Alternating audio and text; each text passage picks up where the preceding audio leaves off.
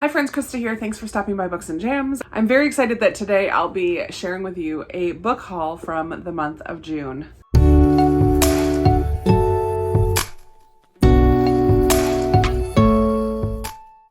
I did not have a book haul last month because I did very good. I did not spend any money, but I did have one book that was sent to me in May, so I'm going to start with that. But the rest of these are from a library book sale that I went to, and some book of the month books and some thrift stores and different things like that. I will share where I got them along the way, but I have quite a few books to share with you. June was definitely a buy month. One of my goals at the beginning of the year was to have 6 months of the year where I don't buy any books, purchase any books. I think I only have 2 so far that I haven't bought any books. And July is not going to be a no-buy month because it's my birthday month. My birthday's right at the beginning of the month, and I'm for sure I'm going to be buying some books next month. I can guarantee that's going to happen.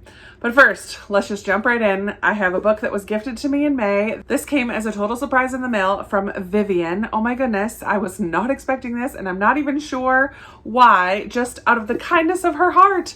Oh, she chose this book from my wish list, The Lazy Genius Kitchen by Kendra Adachi. I have read The Lazy Genius Way, which was Kendra Adachi's first book, and I have watched her YouTube channel videos and I listen to her podcast occasionally, but I really loved her first book and I'm very, very excited about this one. Kendra's whole idea about being a lazy genius is that we should be lazy about the things that don't matter to us and a genius about the things that do. So she has in her first book 13 principles, and she kind of builds and expands on that in just talking about your kitchen. So this is not a recipe book. This is not a cookbook, but she does talk about how to be a genius in your kitchen and what that might mean for you.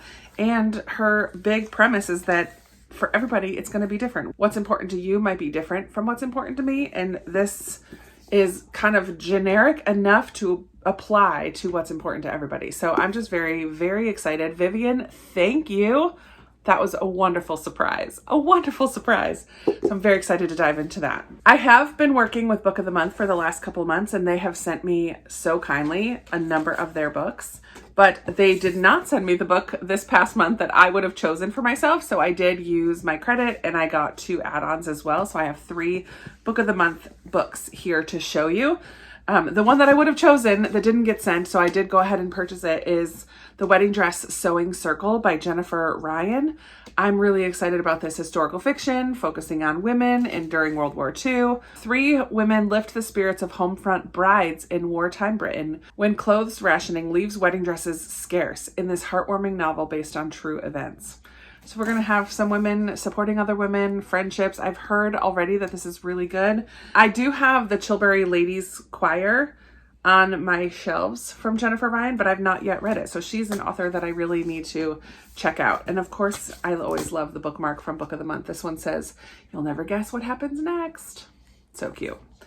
So I'm very excited about that historical fiction. Then I picked up a romance, Lessons in Chemistry by Bonnie Garmis. I've heard a lot of rave reviews about this and just a few people who didn't love it quite as much as everyone else, but I am really excited to read this one. Our main character in this one is a chemist, which is kind of fun, and then the male protagonist falls in love with her mind. So I just like that it's going to involve science. I think we're going to hear from multiple different perspectives throughout the story.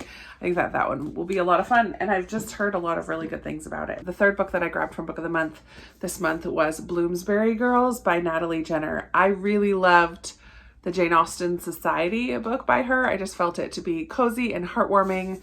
And this one is going to be quite different, but it is also going to be a heartwarming story of post-war London, a century-old bookstore, and 3 women determined to find their way in a fast-changing world. For some reason, I love books that involve 3 women as the main characters. I'm reading one right now, The Rose Code, and Lilac Girls was that way. Like, a lot of books have 3 women that they center around, and this one is going to be the same. But I think that cover is gorgeous, and I've loved her book in the past, so this was an easy grab for me. I did have one other book that I've kind of already talked about, When the Apricots Bloom by Gina Wilkinson.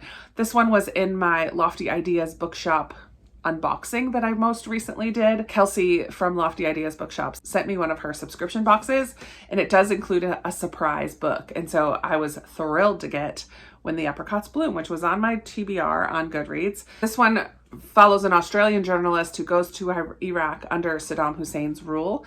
And this is a kind of an own voices story because the author, Gina Wilkinson, was an Australian author going to Iraq during that time period. So it comes from her own experience, lived experiences. And I think that is going to be super interesting. So I'm very excited for that one.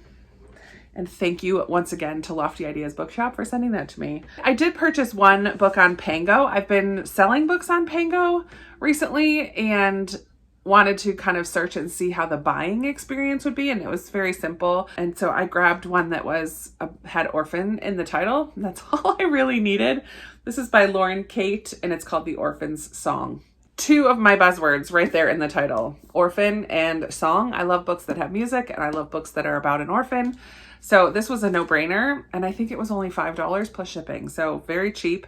This one takes place in Venice in 1736, and we follow two orphans who meet at the Hospital for the Incurables. I think Hospital of the Incurables. And they form a connection that's going to change their lives forever. And there's a song that connects them. And one of them runs away to go see his family. One of them signs an oath never to sing beyond the church doors. It's going to be interesting to read about Venice during that time period. I just think that that's going to be a hit for me. We'll see. Hopefully I like her writing. I have a couple other books that I picked up just kind of randomly. Goodnight, Mr. Tom was from a little free library this month that I found by Michelle Magorian. This is another one about kids being evacuated out of London during the London Blitz during World War II. And this had been recommended to me before, but I had never read it. So I was excited to find that at a little free library. I grabbed Absolutely Truly from a yard sale earlier this summer. This is by Heather Vogel Frederick. This is about a young girl in, I want to say, New England, New Hampshire. She's just struggling to find her own identity and kind of stand up for herself and really know who she truly is. Her family moves, and that makes it even harder.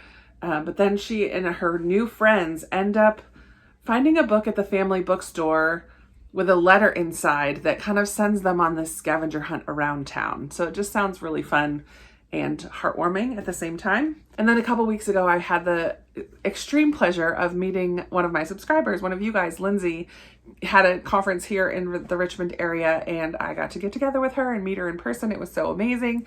And we went to a bookstore and I grabbed this book by Paula McLean, Circling the Sun. This is another author who writes kind of historical biographies. So it's historical fiction, but about real people, biographical historical fiction. I've heard it called different things. The main character in this is going to be a real person. This powerful novel transports readers to the breathtaking world of Out of Africa, 1920s Kenya, and reveals the extraordinary adventures of Beryl Markham, a woman before her time. I'm excited to check that one out. I do like historical fiction that's based on real people, and I think that will be, she's an author that I have heard of from one of my Instagram friends that's her favorite author.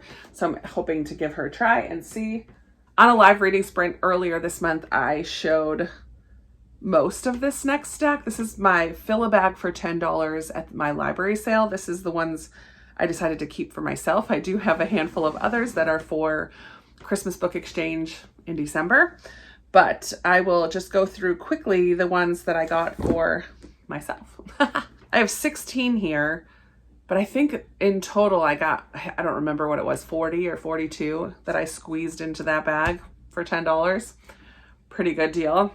But I did pick up some plays. I was organizing the play shelf, and so I grabbed Cyrano de Bergerac, The Crucible by Arthur Miller, Our Town by Thornton Wilder, and Fences by August Wilson. I figured these will be good for some readathons or when I'm just in the mood for something shorter and quick. Plays might be an interesting read. I did read last year The Importance of Being Earnest by Oscar Wilde and absolutely loved it. It made me laugh out loud. It was so funny. I don't know that any of these are that kind of humor, but I enjoyed reading that play last year. So now I have a few others on my shelf to reach for when that urge strikes again. I got Into Thin Air by Jon Krakauer. I recently read Under the Banner of Heaven by him, so I really am interested in more of his nonfiction. This one is about climbing Mount Everest. Georgette Heyer is an author that is often recommended to me for kind of sweet historical romances. This one is called These Old Shades. It's the only one they had there, so I grabbed it. I got these 2 middle grade Christian fiction. I believe they're Christian fiction. Actually, I don't even know now. But I have the first book, The Land of Elion, Into the Mist. These are by Patrick Carman. And then this is book 2, Beyond the Valley of Thorns. I can never resist a printed hardcover.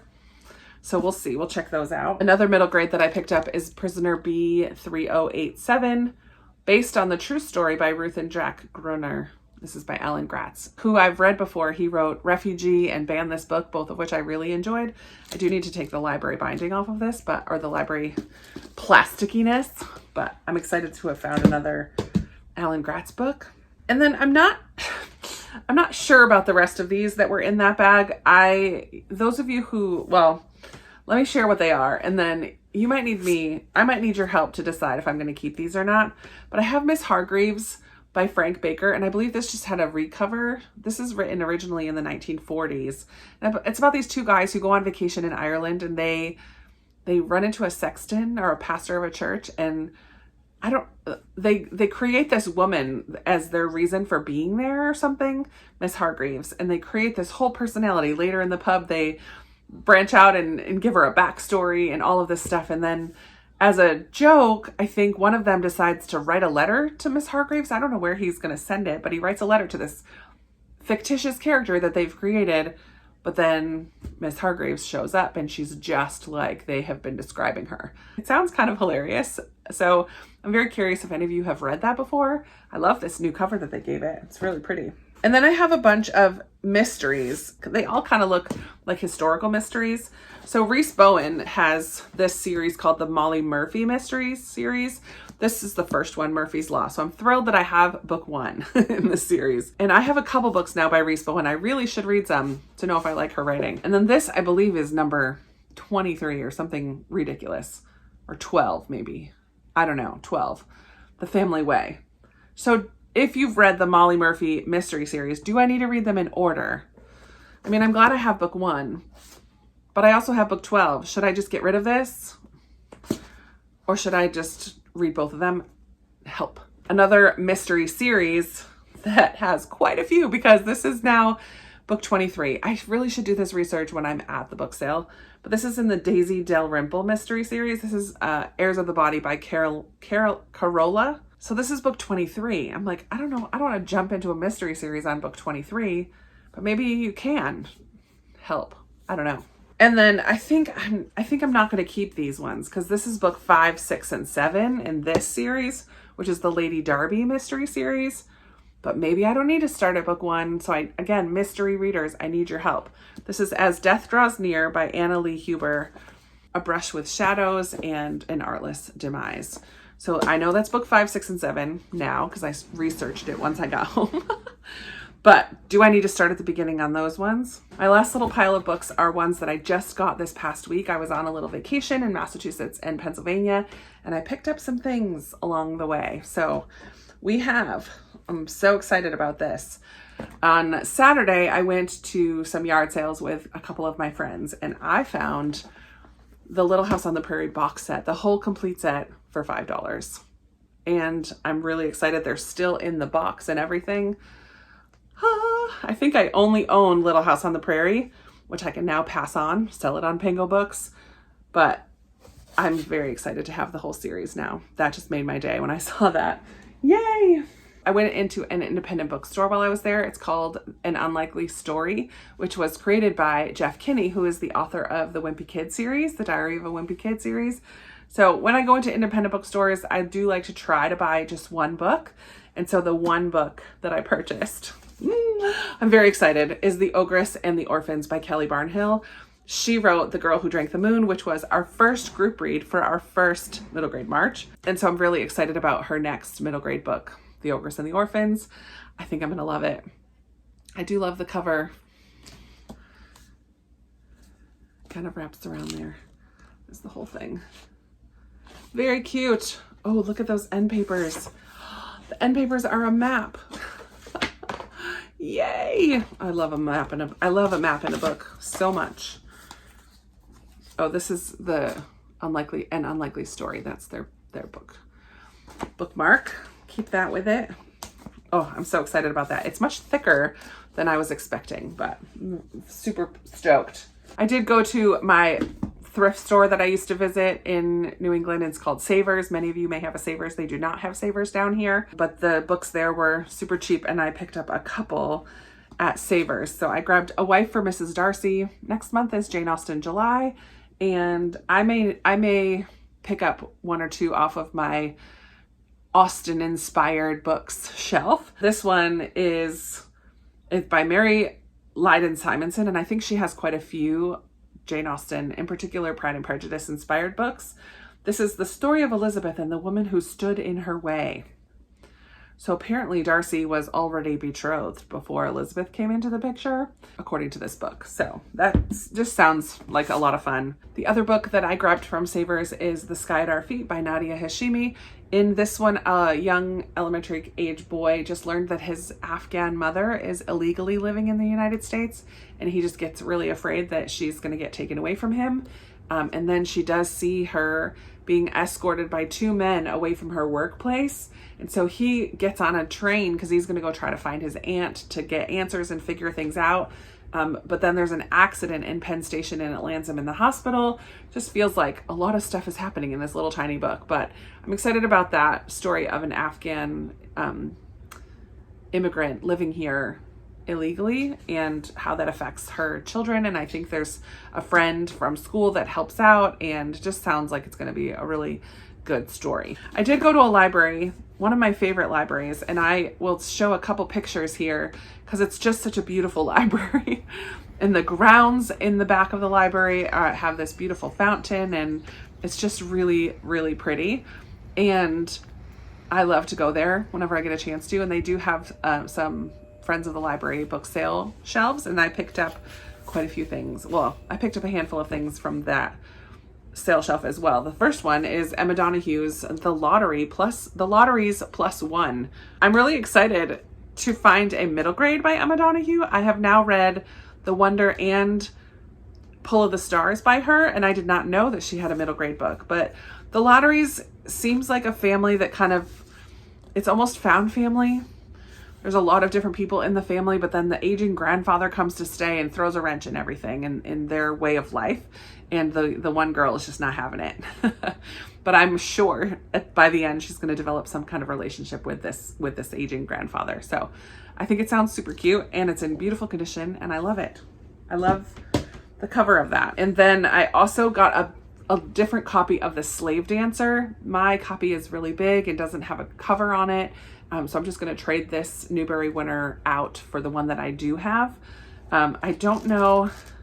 The only difference, and maybe it's a good thing, this one does not have all the illustrations that the one that I have includes, but they're pretty brutal illustrations, and I'm not sure I want those images in my mind anyway. So we'll see. I may keep both. We'll see. I did find Inspection by Josh Malerman. I read Bird Box as maybe the only horror book that I have ever read by Josh Malerman, and I just saw this one and it was only $1, so I just grabbed it. I don't even really know what it's about. Let's look together. Boys are being trained at one school for geniuses, girls at another. Neither knows the other exists until now. The best-selling author of Bird Box invites you into this world of secrets and horror in this tantalizing thriller. When was this published? 2019. So this is newer than Bird Box. So Jay is a student at a school deep in a forest far away from the rest of the world. Jay is one of only 26 students, all of whom think of the school's enigmatic founder as their father. Jay's peers are the only family he has ever had. The students are being trained to be prodigies of art, science, and athletics, and their life at the school is all they know and all they are allowed to know. Honestly, I don't really want to read more. I'm excited that it takes place in a school setting, kind of a boarding school setting, but I'm sure something creepy and sinister is going on that we're not aware of. I'm excited, and I love this cover. So that was only $1. Yay. But my favorite purchase from this little library book sale, I was so pumped when I saw this for $1. I about squealed. The Thursday Murder Club by Richard Osman. I'm so excited. This is about a group of elderly people at their retirement home who form a club to solve murders. That's all I need to know. I'm so in. But yeah, I just was so excited to find this for $1. It's in beautiful condition. I can't believe it. So that is there's some of them. There is my book haul for June. I'm really excited about some of these books, which is why I wanted to film this video, because I think I'm probably going to be reading at least this one very soon, if not some of the others as well. I would love to hear your thoughts on any of these books. If you are a mystery reader and have some insight into these series, for me, I would appreciate your thoughts. I really should do a little bit better job of looking things up, but I was kind of volunteering as I was loading my bag. Doesn't matter. Let's chat down in the comments. As always, I love chatting with you down there. It's one of my favorite parts of having a channel, for sure. You guys make it all worthwhile. Thanks for watching and spending some time with me today. I really appreciate you for being here, and I really look forward to talking with you in another video very soon. Bye.